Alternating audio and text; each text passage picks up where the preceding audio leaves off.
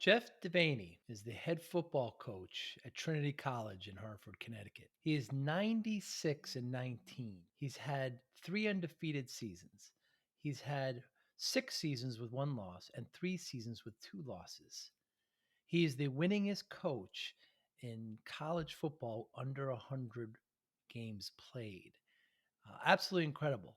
What does he do? What is his secret? How does he use discipline to coach, to handle all the areas in which he has, has to deal with alumni, with the school, with his coaching staff, with the student athletes, with the parents. Absolutely fascinating conversation. Also about NCAA and all the rules that have been changed there with sponsorships and how has the student athlete changed? Not only with those with sponsorship, but also with COVID. What's happened in that. All the another avenue to discuss, of course, is just concussion protocol and how football plays a role there, and how technology has helped in a lot of ways there. But a fascinating conversation with Jeff Devanny. Thanks for listening, everyone. Hi, I'm Joey Pinz. People ask me, how did I lose 130 pounds? The quick answer is always discipline. I started my business, wasn't paying attention to my health, was eating too much, drinking too much sweets. My daughter was born. Next thing I know, I'm pre-diabetic, I have hypertension. I knew something had to change. Discipline. I, like many of you, have faced many challenges in your career, in your family, in your life, in your faith. How did you attack them? How did you approach them? How did you solve them, hopefully? It all had to have some degree of discipline.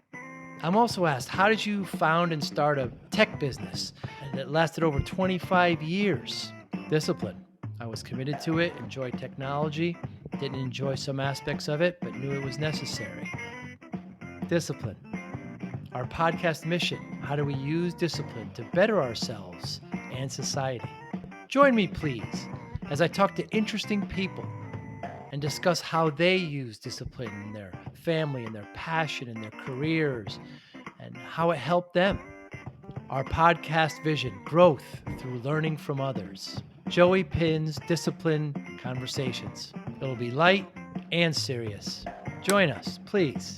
Thank you for consideration.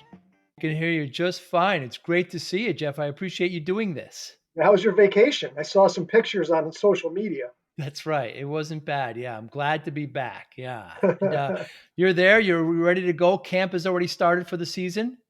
No, the players come in next Tuesday, but we've been meeting every day as a staff and trying to get organized. I see. I see. So, Jeff, you are 96 and 19. You're the head coach, football coach at Trinity here in Hartford, Connecticut.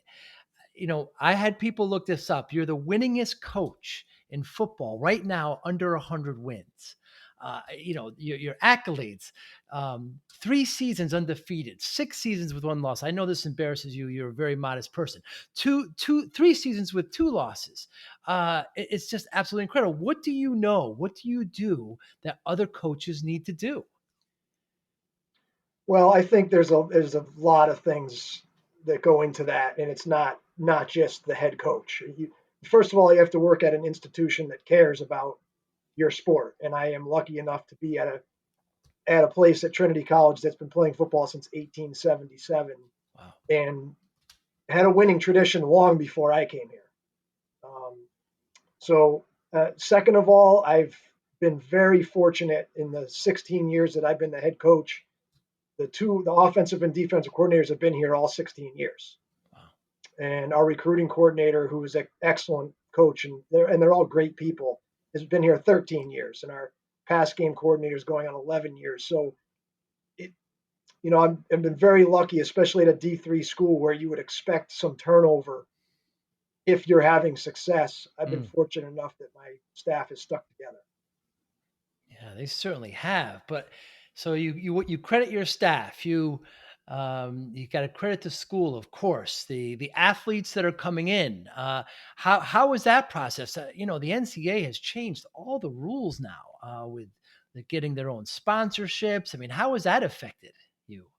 Well, that hasn't trickled down to us yet, but it always does. It always starts at the D1 level, and then it becomes more of a cultural and an expectation, kind of like what social media has totally changed recruiting Mm. because, it's all about if you're a high school player nowadays, it's all about garnering as many um, offers as you can so you can post it on Twitter. And it's almost like Really? counting the skins that you have. You know, we had a kid a couple weeks ago, his dad was upset that we haven't offered him. And we said, well, we know your coach really well. And from what we understand, you're not going to come to Trinity. You want to play at a bigger school. He's like, oh yeah, I'm not going to come to Trinity, but I want to get as many offers as I can. It was like, well, we're not going to offer somebody that we have no chance of having him attend Trinity. But that's kind of the mindset. You would not have found that 20 years ago in recruiting. So I do think the NIL stuff will trickle down, but um, we're very fortunate to play in the NESCAC. So it's got a brand, small Ivy League type of college. So you have a national brand, and a lot of people respect what the NESCAC education can do for you. So it does narrow down our focus on who we're going to actually recruit.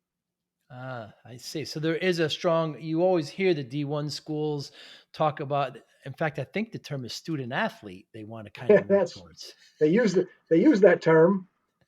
Um, I've coached it. I mean, I spent a couple of years at Georgia Tech, so I've been around the big time program and I have a lot of respect for those kids that go to a school like Georgia Tech because that is big time Mm. athletics and it is not an easy school. So that is, I mean, those kids are working basically a full time job. They're not allowed to go home, Really? in the summer. And so I have a lot of respect for those kids that do that. But the kids that choose a place like Trinity are they're going to have a much more well-rounded college experience than somebody who goes to a place like Georgia Tech. And every people can have great experiences in all kinds of different walks of life. It's just what do you want your experience to be? Very interesting. Is the NCAA doing the right thing now? Are they doing the right thing as far as sponsorship, as far as what they've done? Does it help you? Does it help the athlete? I do think that something had to change with the billions of dollars that the so-called nonprofit NCAA Mm. was making off of men's basketball tournaments and college football in particular. Or in a state like ours here in Connecticut, I mean, UConn women's basketball is a huge draw. I'm a little bit skeptical or scared about where that path is going to lead us to, though. I mean, when you start seeing gyms in Miami paying every kid on the University of Miami football team. And you see the star basketball player at Oklahoma State who's now driving this beautiful orange car that was given to him by a dealer. Or I found it very interesting the marketing tool at BYU that car dealership at BYU last week just said they're going to pay the tuition for every walk on the football team, Wow. which basically means BYU has 85 scholarship players, and now they have 36 walk-ons who aren't paying for college. Wow. Wow. So can an athlete who's not getting a scholarship, they're just going to walk on and get paid for it? Very interesting. Yeah, so where does that rabbit hole lead you down? I Right. mean, we place like Trinity, we have some very successful alums. Are there going to be recruits in the future that expect some of those alums to pay them, to go to Trinity College or help them? Wow. I kind of hope we don't get to that point. Wow. I didn't even consider that. Wow. And so, yeah, just it's not really affecting the NCAA's money because they're still collecting for all the bowls and for March Madness, but it's just really the sponsorship that they kind of pushed aside and said, "Go and get it yourself." Yeah, and there's going to be a lot of ramifications of this that people don't even think about. I mean, some of the Mm. the mid-major schools, the smaller D1 schools that are not the Alabamas and the Notre Dames and the USCs and are having a hard time meeting their budget as it is, Mm. they're going to have sponsors who basically keep their program afloat. Why would those sponsors now not help a star player instead of actually donating the money to the program? Huh. Because in the past, they'd actually help build the stadium or they build the Right. medical school or they build something else academically leaning. Yep. But now since they can go directly to where they have direct interest, that's what they'll do. That's fascinating. Yep. Wow. and even their likeness on the video games. Now they weren't able to capitalize on that, and now the students can. Yeah, they can. Yep. And jersey sales and things like that. Jersey sales. Yep. Yeah. Boy, what it's absolutely incredible where this will lead. Very, very interesting. So getting back to coaching philosophy, Jeff. I mean, the theme of the podcast, of course, is discipline. I mean, Right. we've had lots of discussions about Yep. uh, just we're post COVID now, and you have some students that had some issues dealing with COVID and how they're going to react with that. I mean, what's that like coaching now? I'm afraid to say we're not even completely out of it. There's a new variant that's happening now, and what is that like? Yeah, it is very interesting. I mean, I see it from two perspectives because I'm coaching college age kids. I also have three teenagers in my house. I have two teenage daughters and a son who just turned 13. And so I've watched how the pandemic has impacted them. Where I guess we're as coaches, what our biggest concern is at a place like Trinity, part of the reason that we've been so successful is there's a really strong championship culture that gets passed down from class to class. Mm, And it's a work ethic and a toughness and an expectation of accountability. And for the past year and a half, we haven't really been able to hold people accountable. hmm. And I see a lot of young people getting into bad habits of just being like, you know what, I don't feel great today. So I'm just going to say I don't feel well. And, you know, 3 years ago, we would have said, suck it up that you don't feel well and get down here. You need to be accountable to your teammates. But for the past year and a half, all somebody had to do was say, I don't feel well. And you had to say, oh, okay, well, just stay home and take a nap then. Wow. um, and Wow. so that's going to be interesting how much of that has become ingrained in some of those people and whether we have to basically coach them out of it. And, coach a whole year and a half of freshmen, now sophomores, about the fact what they did last year is not really acceptable in real times. Mm, And as a coach, I mean, we used to, in normal times, we have team meetings every night and we talk culture. We don't talk football at the team meetings. It's all culture, it's all expectations. It's not always me saying it. Sometimes it's the seniors saying it. Sometimes it's the captain saying it. Sometimes it's the dean of students coming in. Well, we didn't have a team meeting last year. We weren't allowed to gather in groups that large. wow. So you just lose so many opportunities to impart that culture to that incoming freshman class. And now we basically have two freshman classes. So that's going to be a big part of our preseason this year. And I'm hoping this Delta variant, right now we're allowed to have team meetings. But as you mentioned, that Delta variant could change the rules very quickly. It's absolutely terrible. And so, what do you mentioned one particular student who wanted to get an offer but wasn't going to take it? These I'm going to keep calling them students, student athletes. Yeah. Uh, they're coming up, and I mean, what do they? I'm going to assume that's just kind of a one-off there. But do the majority realize that it takes hard work, it takes hard discipline and focus to be at playing at a football at a collegiate level? Are they still willing to do that? Oh yeah, for the most part they do. And whenever sometimes I get stuck in administrative meetings here where they complain about the current generation and blah blah blah. And Hmm. I feel the opposite. I feel like this generation in many ways is works way harder than my generation did and is much more focused on health and um, physical health, mental health Hmm. um, than we were at that age. And so I do think there are a lot of kids, but I guess Joe, this is at Trinity for Trinity football, we're trying not to recruit Division III players, right? Interesting. And part of the reason for our success is that if we're going to take one quarterback next year, we try not to take a kid who is a quote unquote Division III talent. We try to find a kid who has the talent to play at a higher level, but just wants a smaller school, a different experience, cares about academics, maybe wants to study abroad and have those opportunities that he can't have if he goes to a bigger school. Hmm. And when you recruit kids like that as a coach, you have to deal with the fact that some of those kids are going to come with the expectation that like I'm a Division I talent, I'm going to a Division III school. I should play right away. Interesting. So we do spend a lot of time the first week of the preseason, and we have freshman only meetings as a staff, and we do a lot of psychology about what it takes to play at the college level. And just because you're talented doesn't mean you can show up at a Division III school and play because you're talented. Everybody's talented. There's a lot more that goes into it. Very And I know interesting. you like to talk about discipline. Discipline's a big part of that. Mhm. And we talk quite often about, we film everything at practice, so everything is filmed. Hmm. And you might be the fastest kid in your position group, but if we run 15 plays and 5 of the plays you don't know what you're doing, it doesn't matter that you're the fastest kid in the group. I can't count on you in the fourth quarter of the game.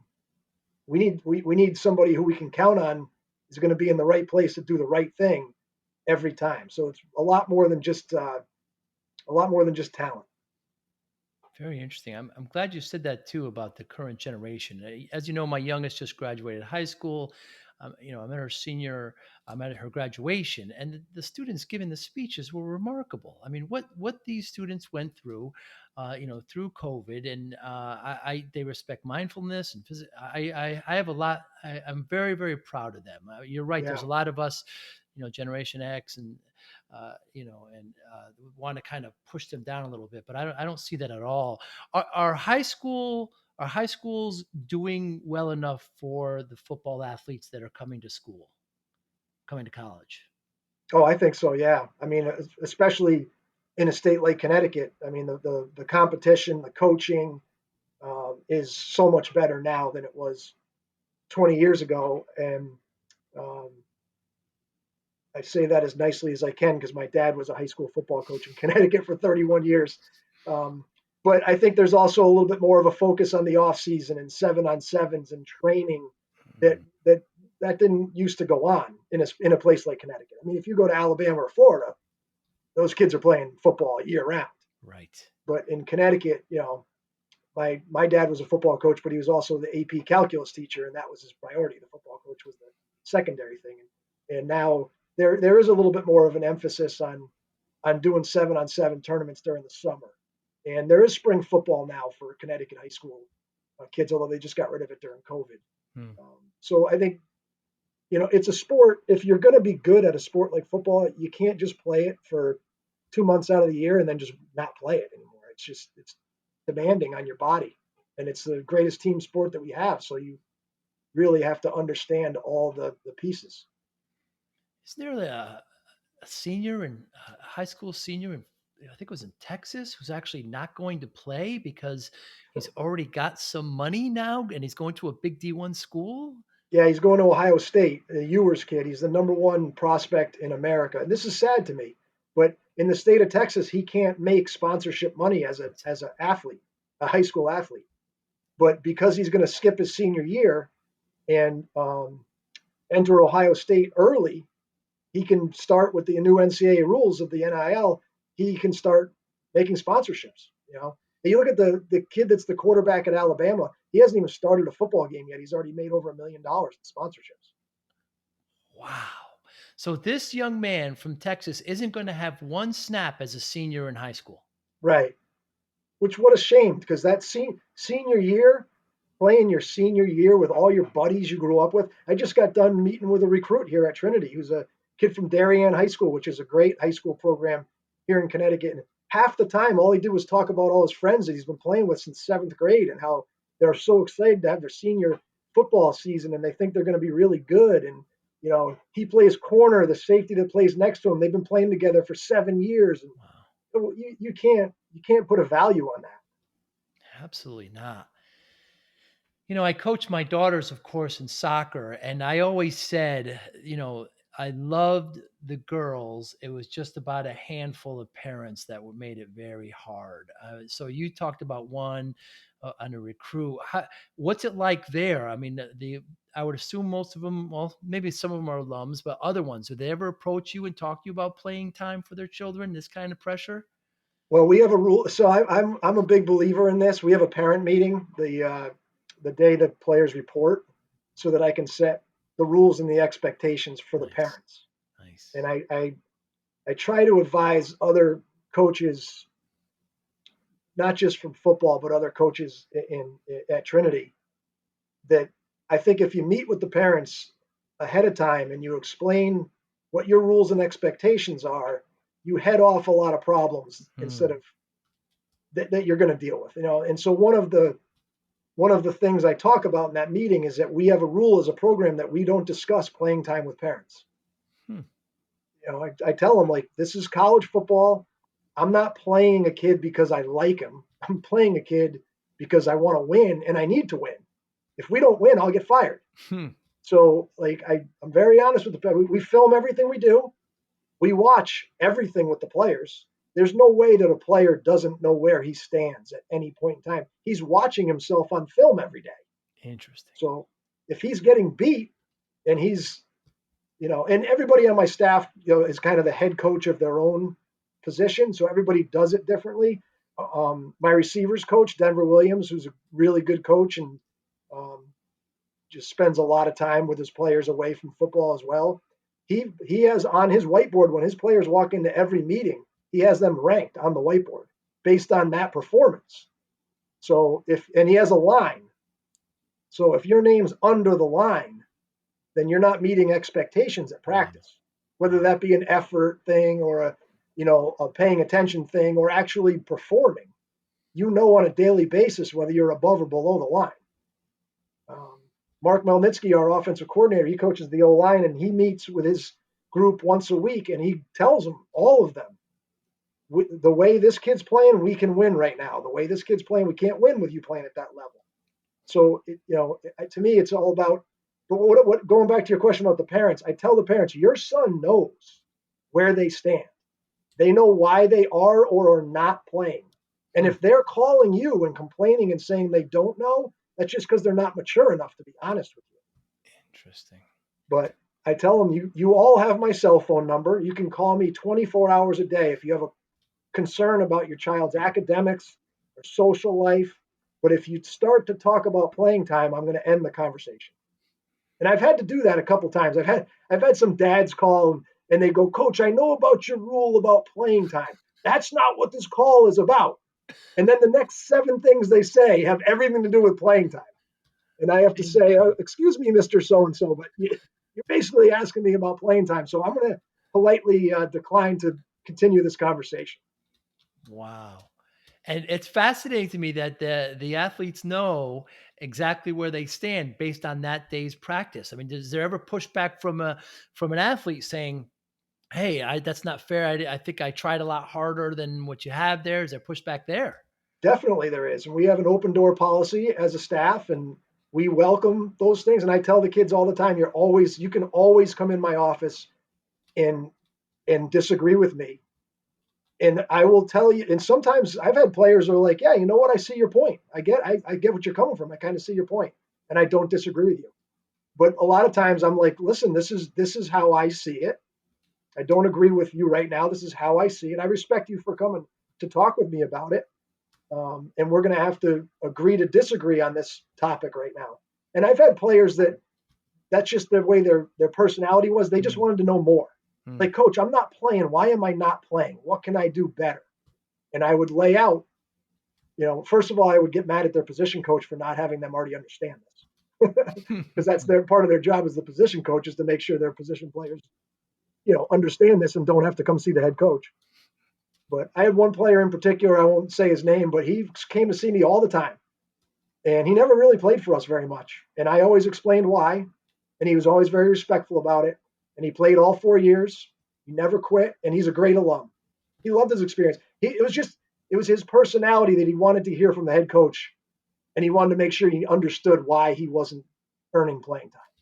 Very interesting.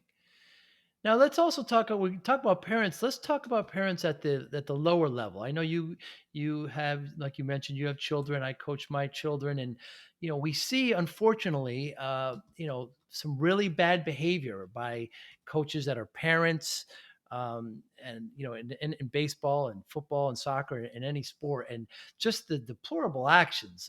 Of course, it's only a handful, but they kind of get carried away, and I know you've had some interactions. We talked about it before. I certainly have. But I mean, what can what can we learn from this? What needs to happen at that, baseball at that, I don't want to say it's not high school, it's out of school, but it's that recreational level. Yeah, to me, when you're coaching youth sports, you're supposed to be teaching sportsmanship. I mean, you're teaching the game and you're teaching skills, and hopefully you know how to run an organized practice where you don't have 20 kids in line doing a drill, one kid's doing the drill, and 19 kids are watching, which I see that a lot, and that's very Mm, frustrating. mm. To me, I I had an outstanding youth basketball coach when I was in middle school, and we never lost a game. Wow. And it was old school practice. I mean, you practiced layups. When you shot your left-handed layup, you went off your right foot and shot with your left hand. Hmm. We just did fundamentals and fundamentals and fundamentals, and we practiced, passing and screening away, like till you, it just happened, but without even thinking about it. So I'd love to see youth coaches spend more time on fundamentals. But getting back to the attitude, the behavioral thing, that's a sad thing to me. Like my son growing up playing basketball, you're in the gym, so you kind of can't hide in the gym. I couldn't even sit with the parents. I had to go Mm. stand in the corner. They're yelling at the refs. Half the time they're not even right because they don't even understand the game Right. well enough to be right. And they're yelling at refs who are reffing a fifth grade basketball game. Like at some point, who cares who wins the fifth grade basketball game? Let's just hope the kids are having some fun and learning how to play basketball.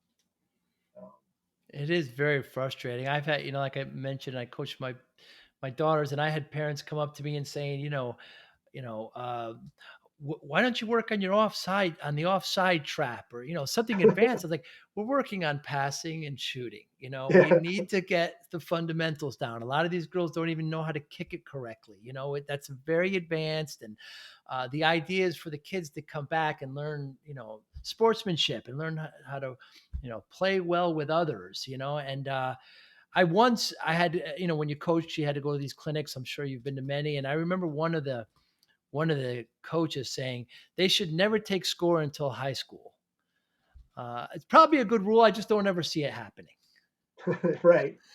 No, You I, know, I I don't have a problem with the score. I mean, the kids like to know whether they won or lost, and right? I just wish the parents could tone it down a little bit and have some perspective. Yeah, absolutely. And how about the whole everybody gets a trophy? Where do you stand on that? No, I think there's I say this all the time to recruits, and part of the selling point about Trinity is if you come here, we're going to win. I mean, we've proven that we're going to win, and I don't see that changing anytime soon. And I always tell them, you hear that that old phrase that you learn a lot about yourself when you lose, Mm, and I say I think that's true when you're 8 or 9 years old. When you're 20 or 21 years old, I think you learn a lot more when you win. Because when you're at the college level and you're winning, there's a reason you're winning. There's a work ethic and a commitment to excellence that you're making on a daily basis that helps you when you graduate from college. And it's part of the reason I love coaching college football, because I think that, this was my own experience, I learned more playing college football about how to be successful as an adult than hmm, I learned in any of the 36 classes that I took in college. wow, Um, wow. So, I mean, I do think it's important that you teach kids how to compete. And my son's playing 13-year-old football right now and he's one of the smaller kids in the team. And yesterday at practice, they did bull in the ring. The drill where it's one versus one and one guy's got to throw the other guy out of the ring. Ah, And that's not my son's strong suit. he, he got his butt kicked like 10 out of 11 times. And I kind of felt bad for him. But when he came home, I asked him if he liked it, and he said, yeah, he thought it was a lot of fun. So that made me proud of him because he got his butt kicked, but he got back up, and to me, that's what you got to learn. I mean, that's why I think there's some value in learning how to handle winning and losing. yeah, he gets it. Now, do his coaches know who you are? The head coach of his team does know. I don't know if any of the assistants know, but the head coach has come over and talked to me a few times. And do they ask for tips? Do they ask for advice? What's that? No, no, no. He's been coaching youth football for 47 years. Oh my goodness! Actually, the field is named after him that they play on. Wow. And I always have said this all along, even when my son was playing at the younger levels. Youth football and what I do, they're not the same sports. Mm. Like, yeah, you have to block and tackle, but youth football and college football are not anything like each other. So I would never tell a youth coach like, "Hey, this is what you should be running." It's two totally different sports. Hmm. So on that same avenue there, let's talk about the pro game versus the college game. It's going through a lot of changes. Like the big rule, of course, the big change this year is that taunting has stopped. We've seen, or I shouldn't say stopped. They're going to fine it, and Yeah. we saw a preseason. We just saw somebody kind of stepping a little bit, and the flag went up. I mean, how do you feel about that? Well, I'm a big believer in sportsmanship. I hate taunting, so I'm kind of old school in that way. Um, Nothing upsets me more with our team than we look like jerks. Mm, I always say to our team, like, I want the other teams to not like us because we win all the time. mm. I don't want them to not like us because we're a bunch of jerks. So I'm all for that, and I think it's interesting how the NFL totally changes based on for the NFL. It's all about marketability and money. So if you remember years ago, they had called it the no fun league. You weren't allowed to celebrate in the end zone and That's stuff right. like that. That's right. Well, that made the game not as marketable, not as fan friendly, and so they've totally gone the opposite of that. But I'm all for the getting rid of taunting. And anytime they make a new rule in the preseason, they always over enforce it. Right. So I don't think you'll see it as enforced during the season. It's hard to believe that the NFL has a marketing problem. They're the biggest sport in our country. How bigger do they want to get?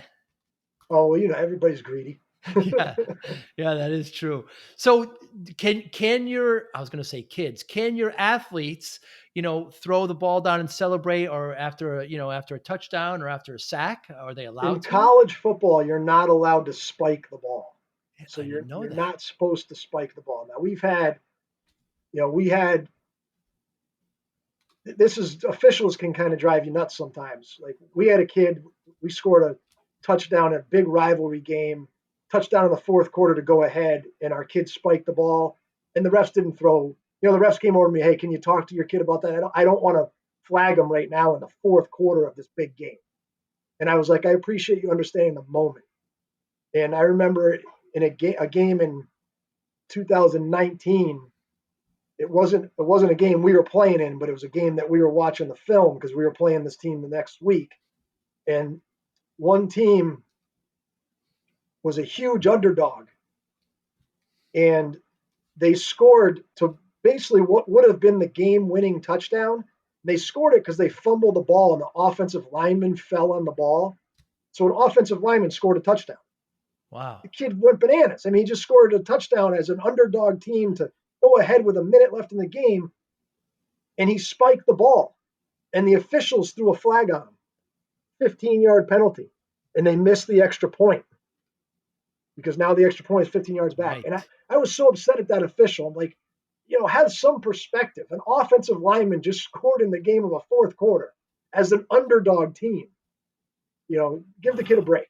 Absolutely. So I think sometimes I'd like to see officials have some common sense. Hmm. Yeah. How has technology helped coaching? Has it influenced you at all? I know you record everything. Yeah, it's Uh, it's totally changed the game. My offensive really? coordinator, he always says this coaching would be a lot more fun if we went back to when you couldn't film everything. Hmm. Because now that you film everything, you actually have to have the time to watch all the stuff you film. So a profession that, maybe years and years and years ago would have been more of a 9 to 5 type of thing is now a 6 a.m. to midnight type of thing. Wow. Um, but technology, I would say technology has helped recruiting dramatically because in the old days, you waited till the kid sent his VHS tape in the mail, Wow. you know, and now the kid sends you his huddle link or you don't even need the kids to send it to you. A high school coach recommends a kid, you just Google him and watch his film online. Incredible. And even the equipment, I mean, those sticky gloves, the helmets, even the safety and the protocol, it's all helped there as well Oh, we just bought a drone for $3,000, Joe. We're filming our practice with a drone now. with the drone. Yeah, the angle, the quality and the angle of the film is incredible. Really? And we can't do it on game days because of FAA regulations, and we can't fly a drone over the stadium with a certain number of people. But for practice, we just put a drone up above the practice and film the practice. Wow.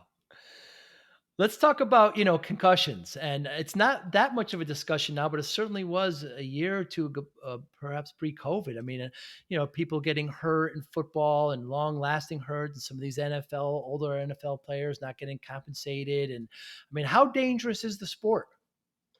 I don't think it's. I mean, I think it's less dangerous now than it's ever been. We have so many safety precautions, and we're so much more knowledgeable about things. And like anything in our society, everything once something gets in the media, the pendulum swings way over here, Hmm.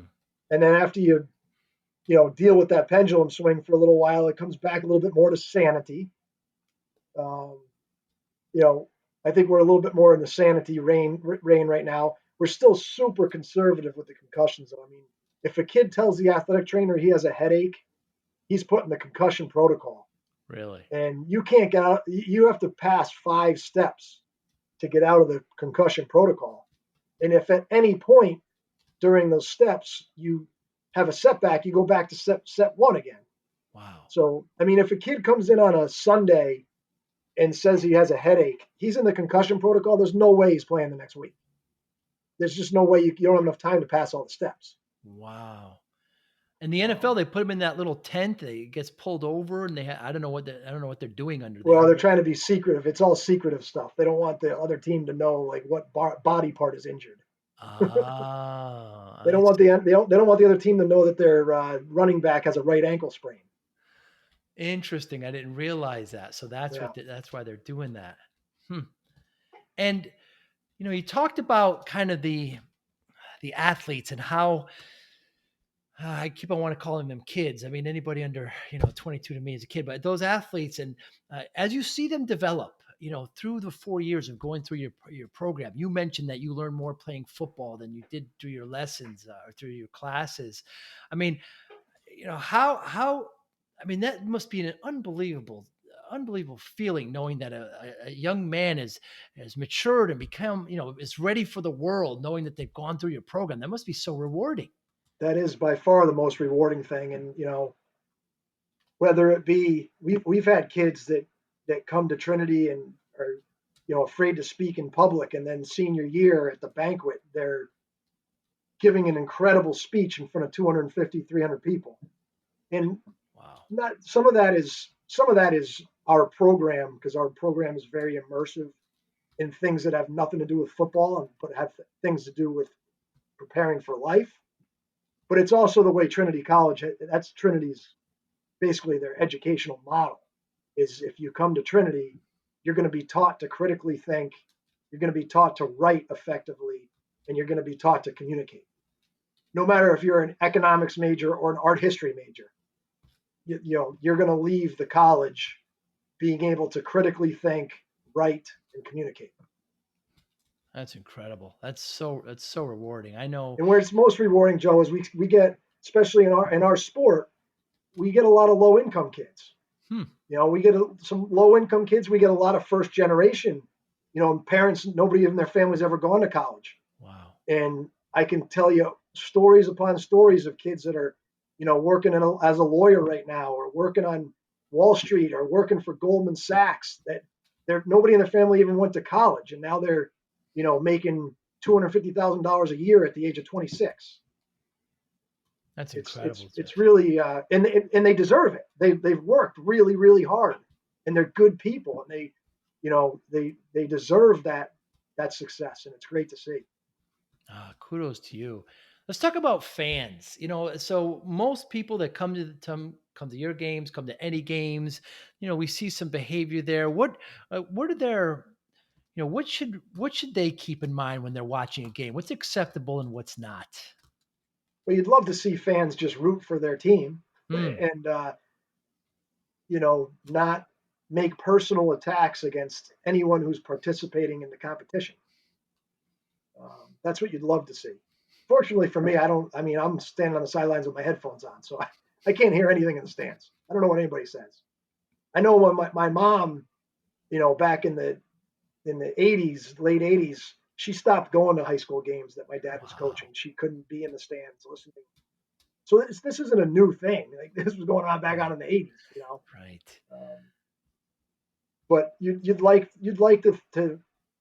our society to not be personally attacking people who are participating and actually giving them entertainment by competing in a sport.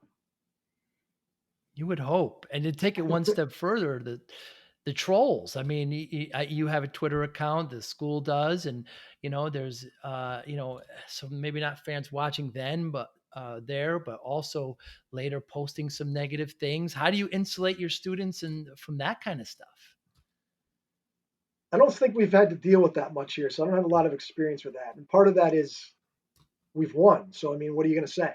you're going to Right.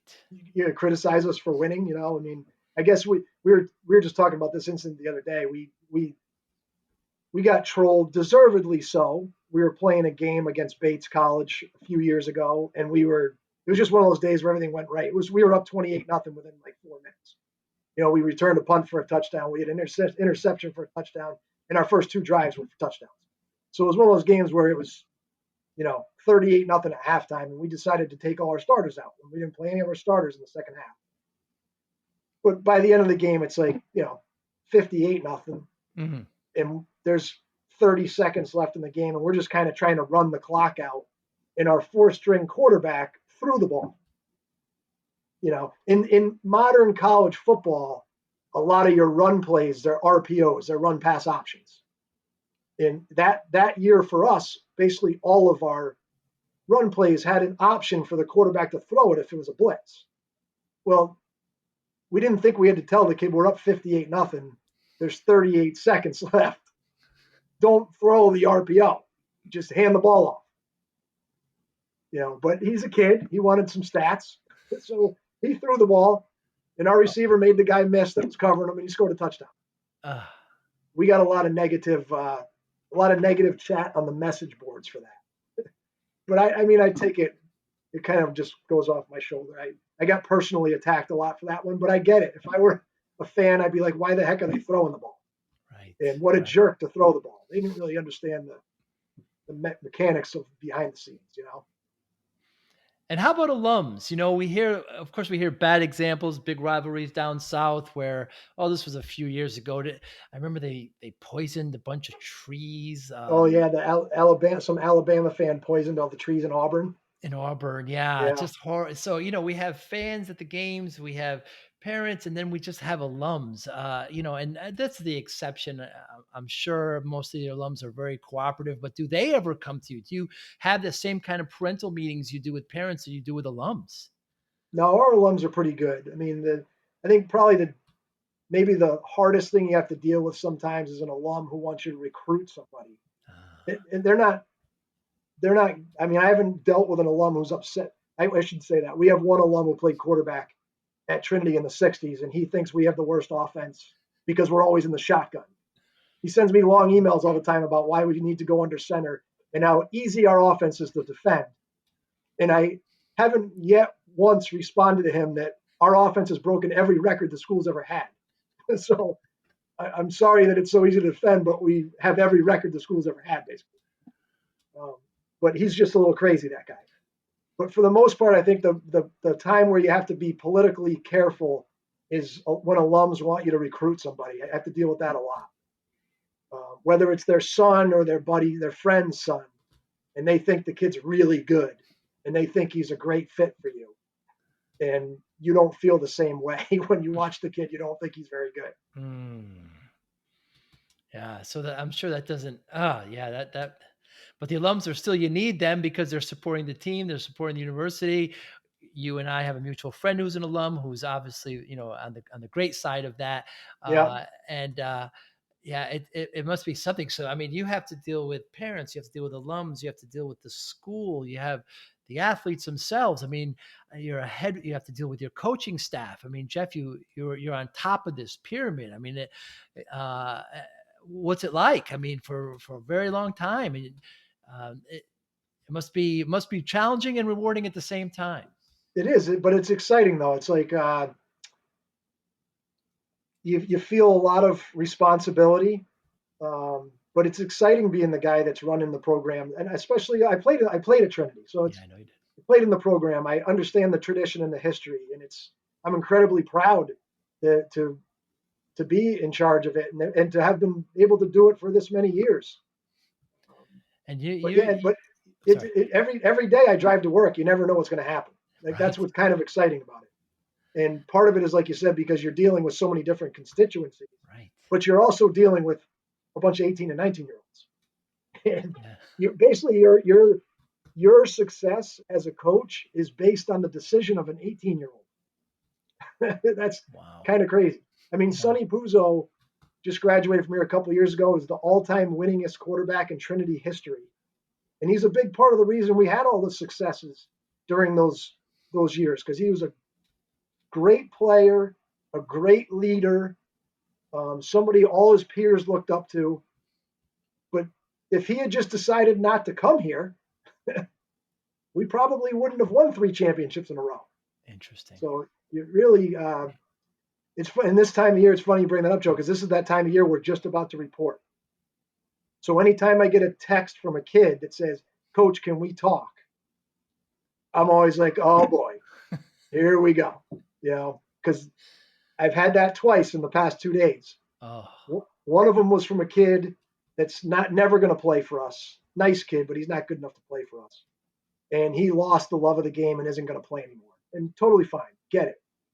But the other one was from one of our kids I'm expecting to start at a position that we're not very deep at.